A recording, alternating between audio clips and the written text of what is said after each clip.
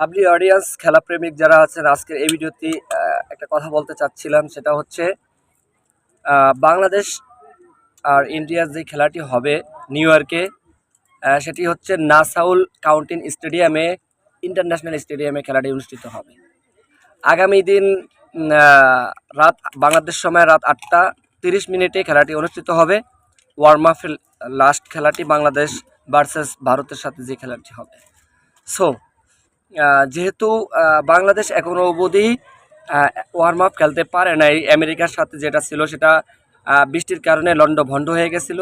কিন্তু আমেরিকার সাথে যেটা মানে সিরিজ ছিল ওয়ার্ম আপের আগে, সেটা হয়তো বাংলাদেশ সিরিজ হারিয়ে ফেলছে অনেকটা, মানে ব্যাক ফুটে গেছে বাংলাদেশ সেটা ঠগার পরে। যেহেতু তুলনামূলক আমেরিকার অনেক অনেক কি দুর্বল দল, সেই ক্ষেত্রে বাংলাদেশ ঠগাটা উচিত ছিল না, সিরিজটা অন্তত সিরিজটা জেতা উচিত ছিল। যাই হোক, একটি ম্যাচ লাস্টে জিতছে অনেক ব্যবধানে তাদের সাথে। তো তাদের সাথেই খেলার কথা ছিল আর কি, ওয়ার্ম আপ খেলাটি কিন্তু লন্ডভন্ড হয়ে গেছে বৃষ্টির কারণে। সো আগামী দিন ভারত ভার্সেস বাংলাদেশের খেলা হবে। তবে অগ্নি পরীক্ষা শান্ত বাহিনীদের জন্য, যেহেতু শান্ত একজন উদীয়মান একজন প্লেয়ার, এবং তার বেটার ক্লাসিক্যাল খেলা আছে তার ভিতরে।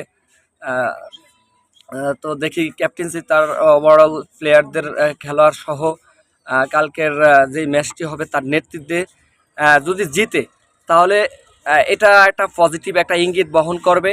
আর যদি ঠগে, তাহলে তো মনে করেন নেগেটিভিটি ইঙ্গিত পুরোপুরিভাবে একেবারে ধস টাইমে যাবে। যেহেতু টি-20 ক্রিকেটে বাংলাদেশ অত একটা ভালো র্যাঙ্কিংয়ে না।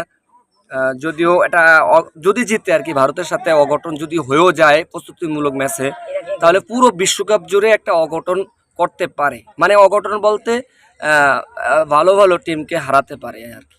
সো আপনারা চোখ রাখুন, দিন শেষে এটা আমাদের বাংলাদেশ, এই বাংলাদেশে সাপোর্ট করবেন।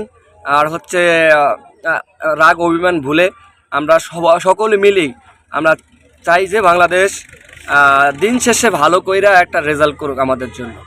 আশা করি উদীয়মান প্লেয়ার যেহেতু বাংলাদেশের ভিতরে, আশা করি ভালো একটা সাপোর্ট হবে, ভালো একটা ফলাফল আমাদেরকে দিতে পারবে, সেই আশা ব্যক্ত করে এখানে আমাদের কন্টেন্টটি স্থগিত রাখলাম। আসসালামু আলাইকুম রহমতুল্লাহ।